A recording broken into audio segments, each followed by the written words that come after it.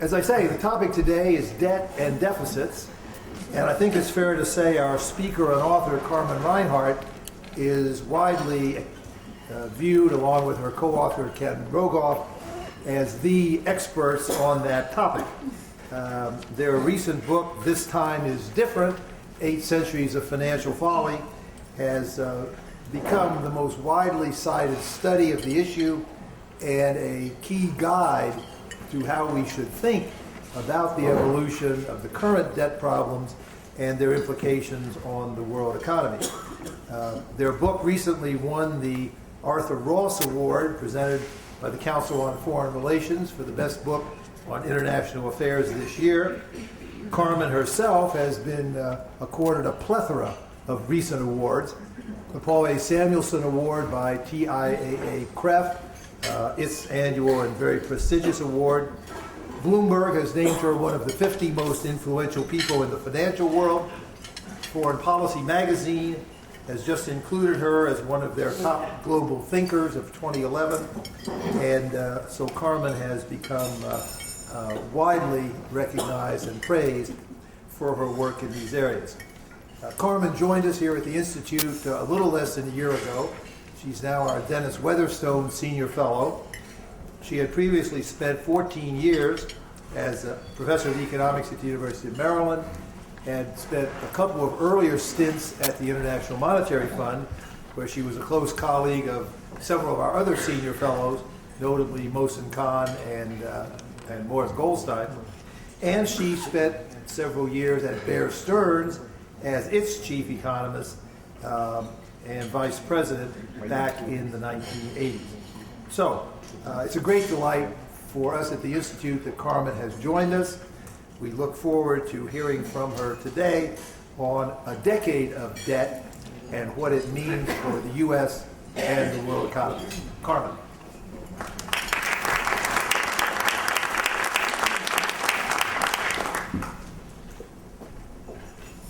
Well, thank you, Fred. It's a pleasure to be here. Let me say a couple of words about the Decade of Debt book that's on your table.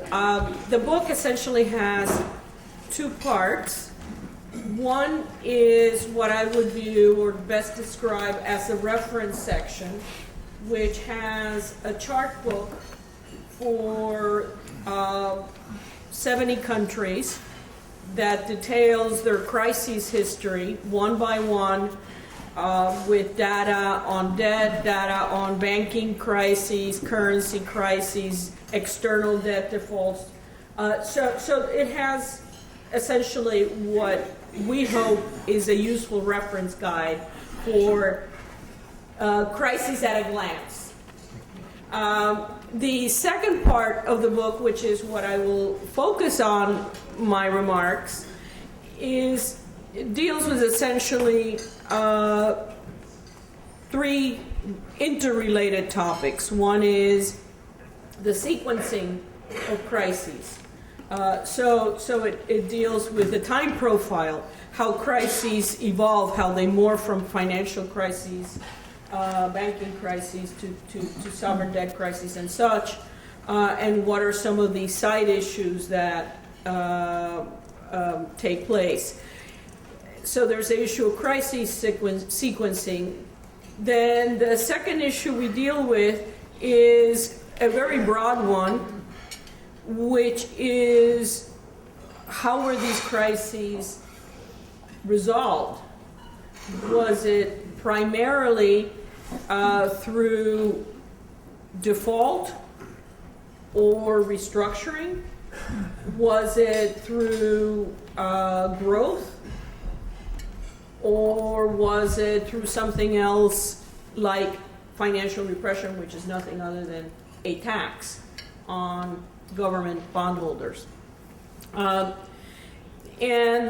the third related topic is more broad, that even in the cases where you don't really have right now an imminent fiscal debt crisis, what are the implications more broadly of high levels of public debt for economic growth. Those are the three broad areas that we address. And I will, in the interest of time, just point out a couple of self-evident but nonetheless useful starting points in terms of background to how we got to where we are right now. So the big challenges in the aftermath of crises have, of course, created a well-known rift between the challenges for the advanced economies and the challenges for the emerging markets. And towards the end, I'm going to say something about the intersection of the challenges of the advanced economies and emerging markets. The main advanced economies on both sides of the Atlantic and on both sides of the Pacific, for that matter, is a challenge of public and private debt overhangs in varying degrees. The process of deleveraging in the advanced economies is ongoing, and it is more or less advanced depending on whether we're talking about corporate non-financial deleveraging or household deleveraging or government, and also depending on the country. But the issue of deleveraging is huge. And then, of course, the big overarching macro challenges of lower economic growth and higher unemployment in the advanced economies. The emerging markets right now are in a different have a different set of issues because, in part, of the bleak performance in the advanced economies, the lower growth prospects, the turmoil in Europe, the impasse on policy in the US, and the exceptionally low and stable international interest rates. The old, timeless search for yield in emerging market is been alive and well in recent past, with interruptions here and there, but and so capital inflows, inflationary pressures, and bubble risks are part of the concerns for emerging markets. So as regards to the first topic that I wanted to address, the sequencing of crises, we laid out this time profile in our first book, and this time is different. And it really does go back to, more than 20 years of work that I've done, earlier with Graciela Kaminsky. And here is sort of the sequence of events, and I'll try to highlight where we are and where we may be going. So the process often begins with what Diaz Alejandro called goodbye financial repression, hello financial crash. You have financial liberalization coupled with ample credit availability. Usually part and parcel of financial liberalization is more globally integrated capital markets. During that period, financial liberalization often does coincide and indeed fuel, in many cases, increased risk-taking. Things like reserve requirements are lowered or disappear. And the general gist of a financial liberalization period is one of credit booms, buildup in debt, surging asset prices. And during that boom in which a lot of lending takes place, a lot of questionable lending also takes place. That lending boom usually ends badly, and the onset of that is the beginning of an asset market crash and a banking crisis. The twin crises that Graciela and I identified is that, unlike what happened in the US this time around, more often than not, when you get a banking crisis, you also get a currency crash.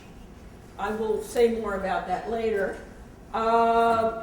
If you get a big enough currency crash, you have an inflation problem, you have a worsening, deepening banking crisis, but all through this process, the key element is that the banking crisis does several things that are tailor-made to produce a fiscal problem of varying degrees. One is you have usually severe protracted recessions which implode revenues. You also see the problem in which what are private debts before the crisis become public debts after the crisis. And so the government sector balance sheet blows up, and your banking crisis or your financial crisis morphs into a fiscal crisis.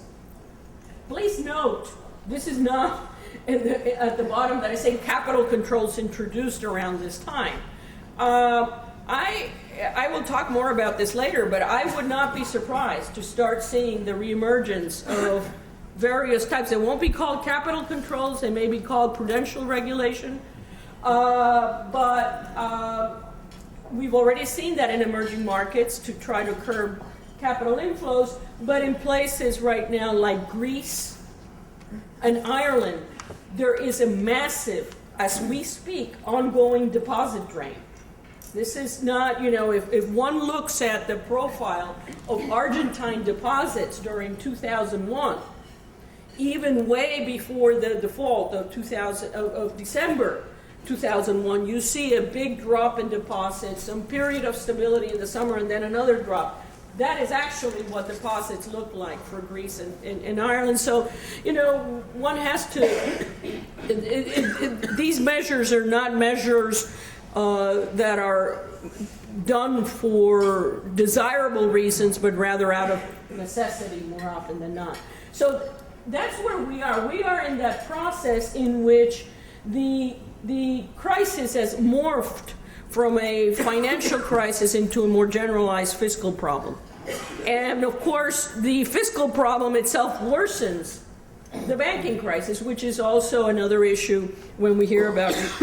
Let me not dawdle on this, but let me just set the stage by saying we are following that. That is sort of the generic historical pattern.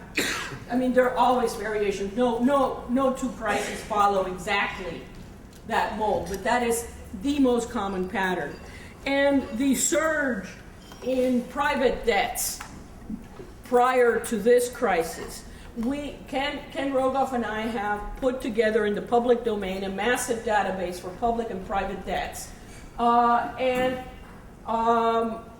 We build, importantly, on the private side on the work of people like Philip Lane and Gian Maria Milesi Ferretti. On the public side, we really did a lot of legwork going back to the 1800s and even earlier. But the bottom line is that if you look at the antecedents of this crisis, that you see the debt levels on the eve of crises on the right-hand panel, and the extent of leveraging or deleveraging in the left-hand side panel. What you see is that the advanced economies build up gross external debt positions, public and private, that are really unprecedented in terms of magnitude. So the pattern is a very old pattern, but the actual buildup, pre-crisis buildup in private debts is unprecedented in magnitude. The U.S., this is straight from the flow of funds and the historical statistics of the United States, which I spliced together. A flow of funds begins in 45, and the historical statistics begins in 1916. This is public plus private debt. And despite some recent deleveraging, you're still off the charts. So this is why we call the current study a decade of debt, because this is not something that we're going to whittle down anytime soon. I already mentioned that our expectation going into this was that deep financial crises would lead to a very rapid buildup in public debt. In effect, when we presented this work at the American Economic Association In January of 2009, people thought we were being alarmist by saying that public debts nearly doubled in the 3 years following a severe financial crisis, and we will actually fall short. This is where we are. Let me just say something about this chart. What we have here is an aggregate for 70 countries that account for 95% of world GDP. And we separate out advanced economies and emerging markets. This ends in 2010 here. If we add 2011, you know in which direction that goes. And this is just a straight average. So actually, if we did, which we have done elsewhere, a weighted average that accords a greater weight to, depending on country size, that chart will look worse. And so one of the themes that is important and relevant to looking forward is asking the question, how were these debt peaks dealt with? How did we come down? And let me make the general statement that growth was a contributing factor, certainly in reducing the World War II debts of the advanced economies. Growth was a silver bullet for Ireland in the 1980s, because Ireland of the 1980s actually had debt to GDP, public debt to GDP of over 100%, but growth has seldom been the driver in these big debt reductions. And what we highlight here is that debt reductions, big debt reductions, a running theme through them is fiscal austerity, not because it's pleasant, not because actually you get any kind of short-term boom when you have fiscal austerity, quite the contrary, but because it's part and parcel of the debt reduction program. But the debt reduction program, more often than not, have also not been just fiscal austerity. It's been fiscal austerity and something else. And the something else, there's two varieties of something else. One is outright default or restructuring.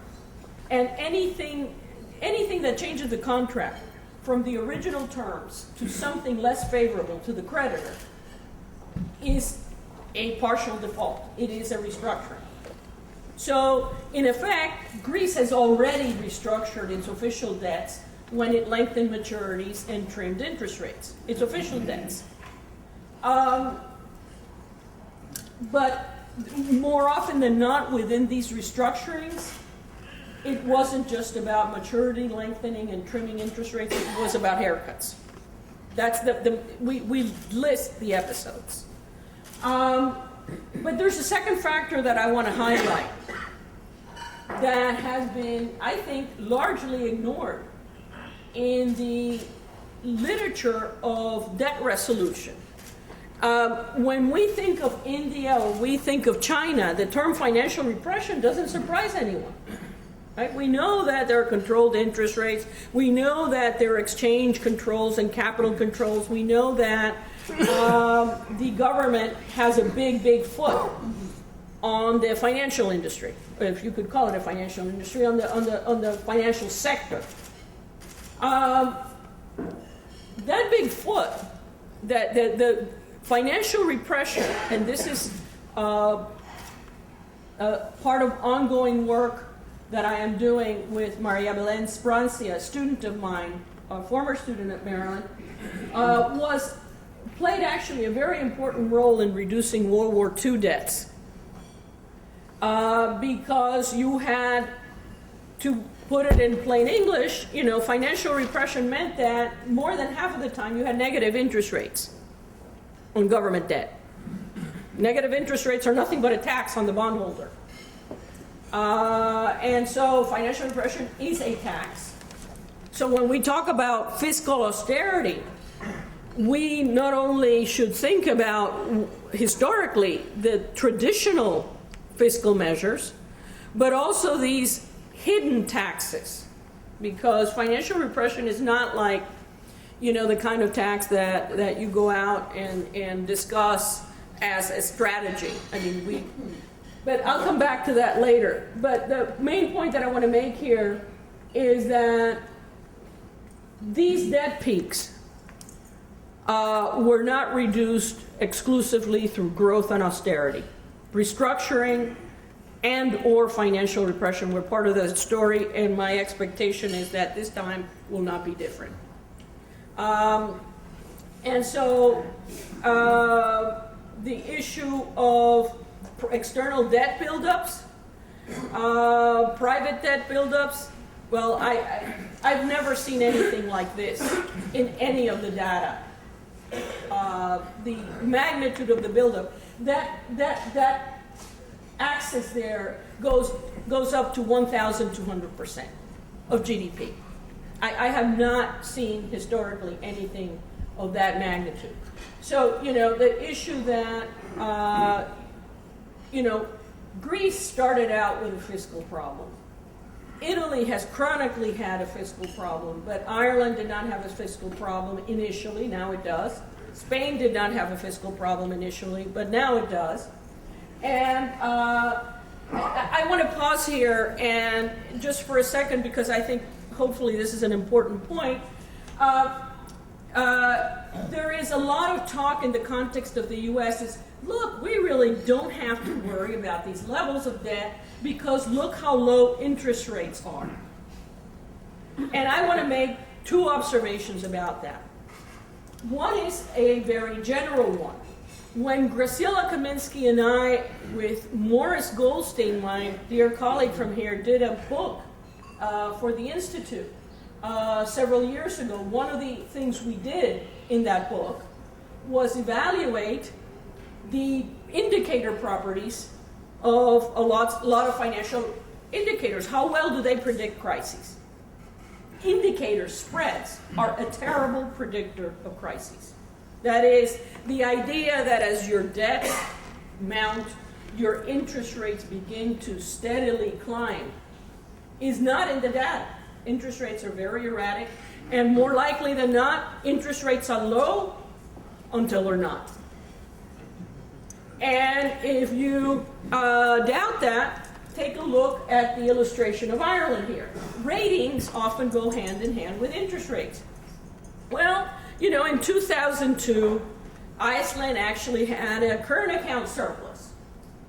External debt to GDP for an open economy, public plus private, was 108%. That was not considered alarming by any historic measure for the country. However, on the eve of crises in 2006, Iceland had a current account deficit of 26%. And external debt to GDP was 443%, and it still had a AAA rating. And if you look at spreads, interest rate spreads for Iceland during that period, interest rates were extremely low and trailed very closely with very little spread above treasuries or above German rates. Moral of the story, interest rates are low until they're not. And so I take no complacency from saying, well, look, we don't really have to worry about the debt problem because we have low interest rates. I will later also point out that low interest rates are not an accident, given that the amount of treasuries held by official institutions, the Federal Reserve and foreign central banks, is massive. I will turn to that issue later. So, you know, we go back and said, okay, Ireland and Iceland had a problem in private debt, but then that became a problem in public debt. And now the transfer has been made. We morphed from having a financial crisis because of a surge in external private debt to a public debt problem. Now, I'm going to run through a couple of these, but the basic point that is being made here is The black line are very severe systemic banking crisis in the advanced economies. So you don't have many periods in which we have a crisis of the depth and breadth in terms of coverage as what we have had since 2008. The yellow shading, usually coincident with those black lines, are defaults. I think we're going to have yellow next to that last black bar there. Namely, the incidence, and this is not a seat of the pants statement, this is something we test formally and present the results. The banking crises are an excellent predictor of future sovereign restructurings. The exception thus far is the current crisis, and I think we will see yellow there. So, just to conclude on that topic, let me go back to the world, the global outlook.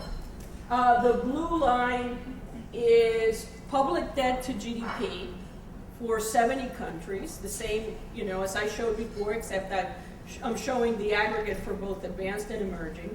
The yellow shading is the share of countries in default. And again, if you look at the public debt numbers, they systematically predict the share of countries in default, and the prediction here would be a substantive rise. How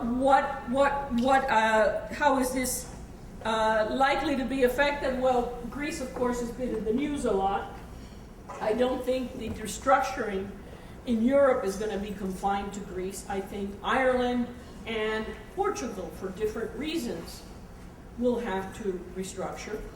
Ireland has done heroic things on its fiscal side, but as it's taken on massive amounts of bank debt, its fiscal position has deteriorated markedly.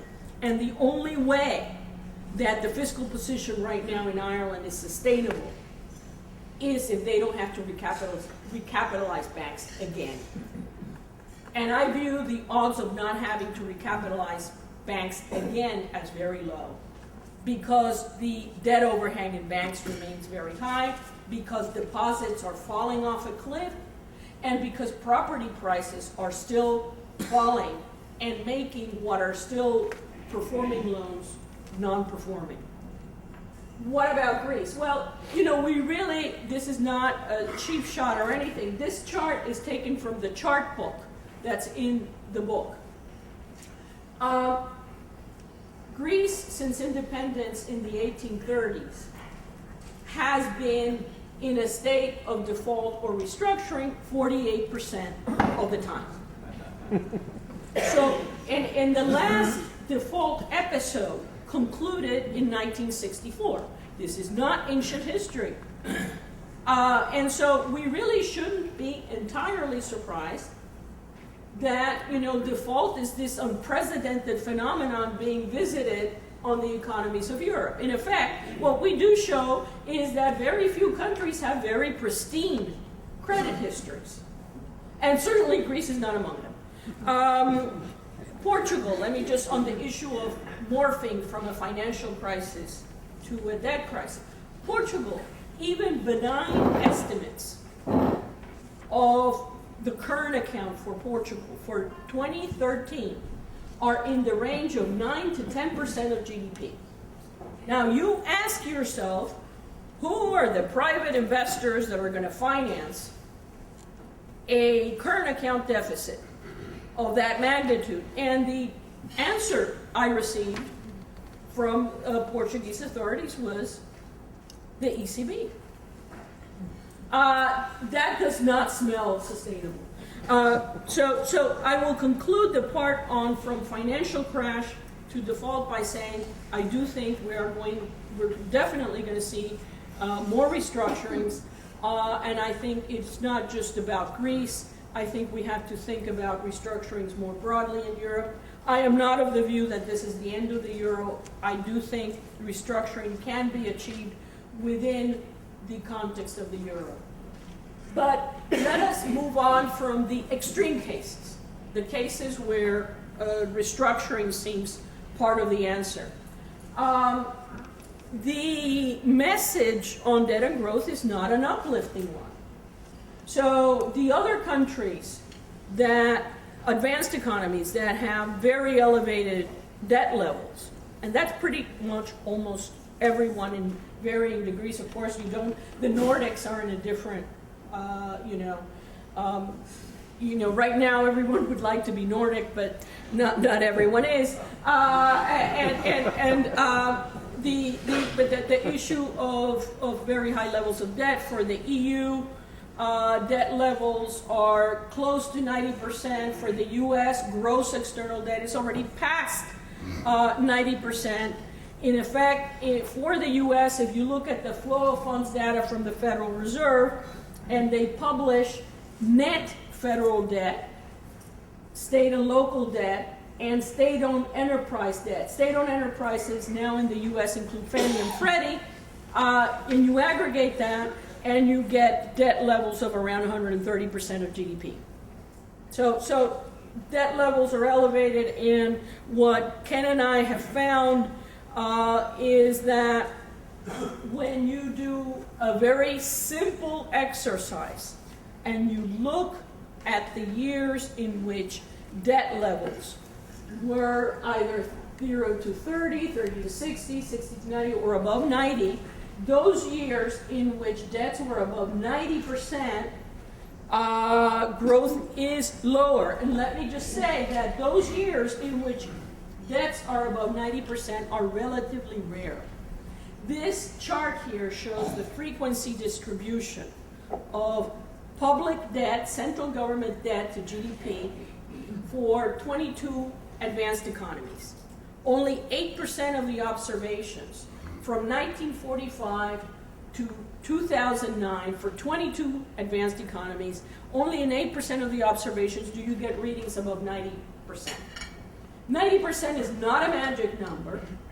This study has been criticized for issues pertaining, for example, to causality, because this is a sign, all we're saying is the years in which debts are high, growth is subpar. That's the main finding. Now, what about causality?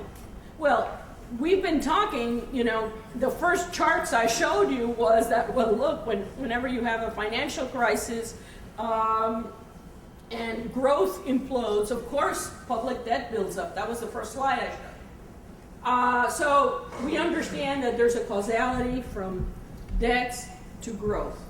However, those that have taken our basic study further, and that includes the BIS study by Cecchetti et al. Recently, by Cecerita and Rother in the ECB, by Kumar and Wu at the IMF, have found that when you do all kinds of controls for causality, you still get a negative relationship between high levels of debt and subsequent growth.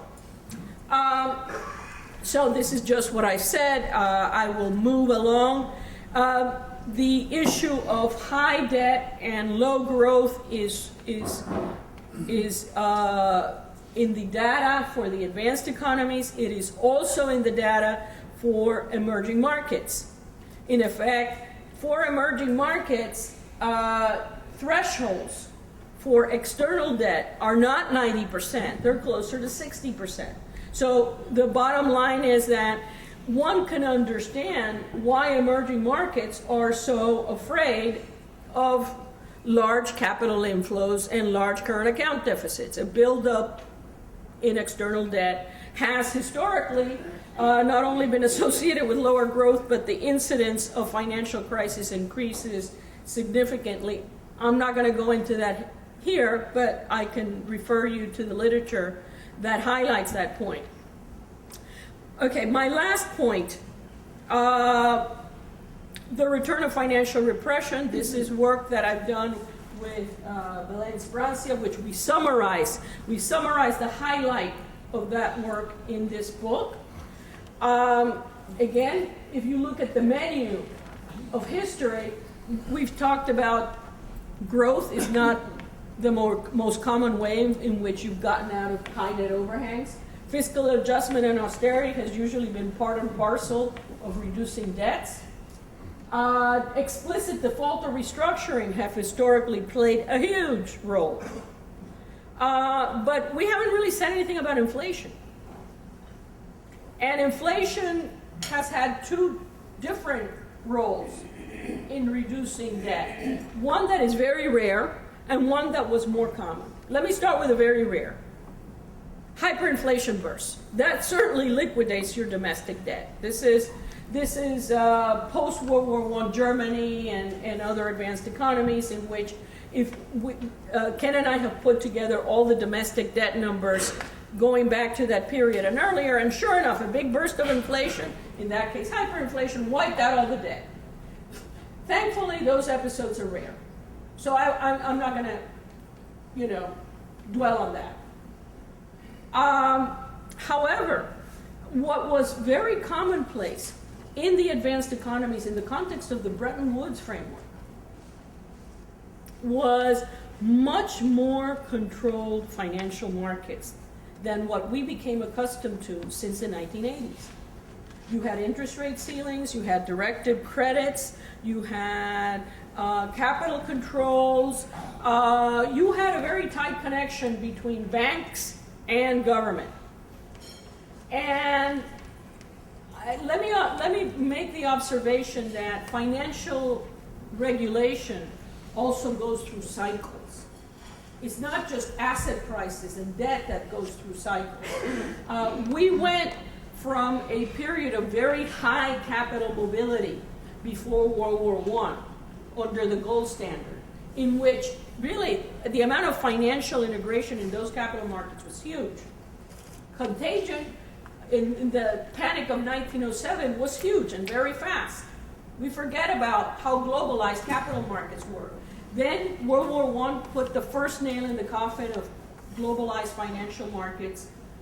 The Depression and World War II ended that era, and so by the time we're in 1945, you're talking about controls on most kinds of financial transactions.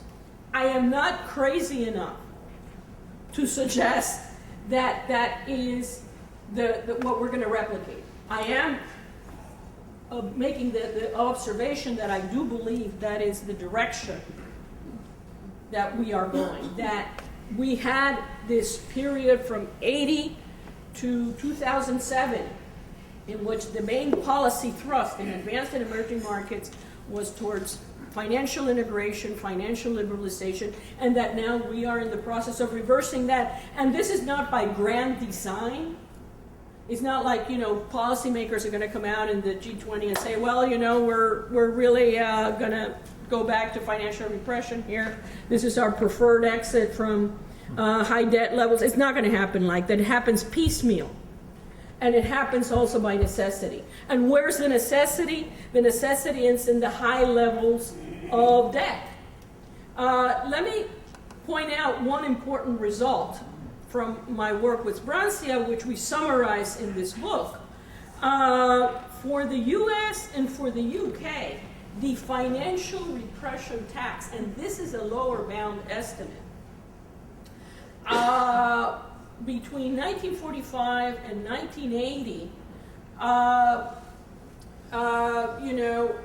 was in the order of magnitude of 3% and even higher for the UK. Tax revenues to the equivalent of 3% a year are not trivial. And so the fiscal consequences are not trivial. And do not get me wrong, I'm not making a judgment about this, whether this is good for welfare, whether this is a better tax than alternative. I haven't studied whether these were more distortionary taxes, what the growth consequences of these things. I am just making a narrow statement that fiscally it was a big deal in reducing the debts. And what I am going to suggest in conclusion These are the estimates that you can find in the book. What I am going to suggest is that the necessity component now is great, that in effect, to deal with the current debt overhang, countries, already the most desperate countries in Europe, Greece, Ireland, Portugal, now Italy and Spain, are having enormous difficulty in obtaining external financing that is not official. So you've got your official sources of external financing, and very limited, if anything else. So what happens? You have all this public debt, you look inward.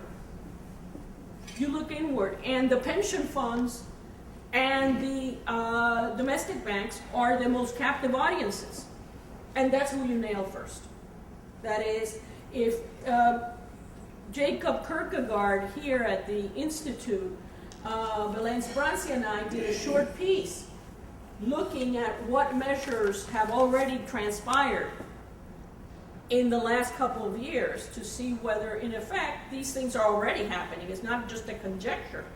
And sure enough, what you see is that Greek banks are holding more Greek debt, Irish banks are holding more Irish debt, UK banks are holding more UK debt. There has been an inward shift. Pension funds in France have been shifted from equity to government bonds. This is public pension funds. Ditto for other countries in Eastern Europe. This is again not by grand design, but by necessity. In Spain, because one of the big sources, for example, in Spain, of that banks funded themselves was by not just the traditional method of deposit intake, but by borrowing abroad. When the borrowing abroad died, the competition for domestic deposits became fierce, and domestic interest rates on deposits began to rise. In the old days, you would have said, enter regulation Q, enter interest rate ceilings. It was now a little more subtle.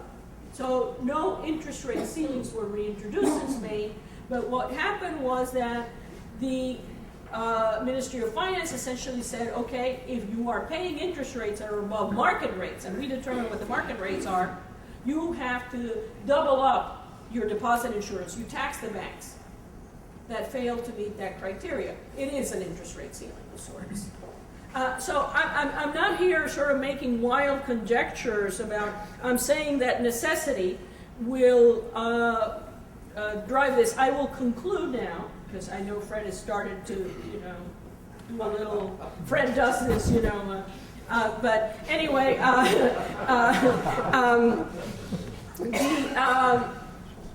will conclude that this chart, this is, I will show you no more frequency distributions after this. This is the final chart. The next to final chart. But what it shows is for 22 advanced economies, these are ex post real interest rates on treasury bills. It's annual data, and it breaks it down into 3 sub-periods. The period of heavy-duty financial repression from 45 to 1980, the period of capital market liberalization and globalization of financial markets, 81 to 2007, and then the post-crisis. The blue line is the early period, the financial repression period. And let me say that in 47% of those observations, real interest rates ex post were negative. That is a tax on the bondholder. Okay. Enter financial liberalization, and sure enough, the incidence of negative real interest rates goes down from about 50% to about 10%. Now you look at the incidence of negative interest rates since the crisis. That's the frequency distribution, that is the pale green, and you see that again, half of the observations we have are negative interest rates. It is not surprising if you look around in the financial press. President Obama is talking about taxing the rich. That, it's different. That taxes on assets are part of that strategy. In Italy, you're talking about wealth taxes. In Greece, you're talking about property taxes. These are often taxes on assets, on asset rates of return. And so, it is not, you may want, for policy reasons, in real and nominal interest rates to stay low. The unemployment has a lot of excess capacity. Unemployment rates and the high degrees of debt in the private sector all would suggest that low interest rates are reasonable. But the side issue, intended or not, is that it is a transfer to the government in terms of lowering interest expense significantly. And in the most extreme cases, when interest rates are negative, is actually a liquidation of debt. Now, interest rates, as I said, are not this low. That's the green, the half of the observations being negative are not this low by accident. This is my last chart, and I will stop here. This is from 1945, based on the flow of funds data from the Board of Governors. This is the stock of, what I did is take the stock of U.S. Treasuries, outstanding marketable Treasuries, and look at subtract out the amounts that are held by the Fed or the amounts held by other foreign central banks. And, the reason I am also so uncomfortable with the idea that low interest rates are assigned to, we don't have to worry much about that, is that those low interest rates are also achieved because, slightly less than 50% of the amount of treasuries outstanding are in private hands. And that the share that's officially held by the Federal Reserve and by foreign central banks, which is huge, are at near all-time lows that we hadn't seen since the mid-70s. So I'll conclude by saying I don't think that growth and austerity, these are your standard ways of reducing debts, are going to do the trick. I think part of the answer will lie in restructuring for the most extreme cases and the issue of more broad-based financial repression that keeps rates of returns on government debts negative are likely to play a big role moving forward. Let me stop here. Thank you much.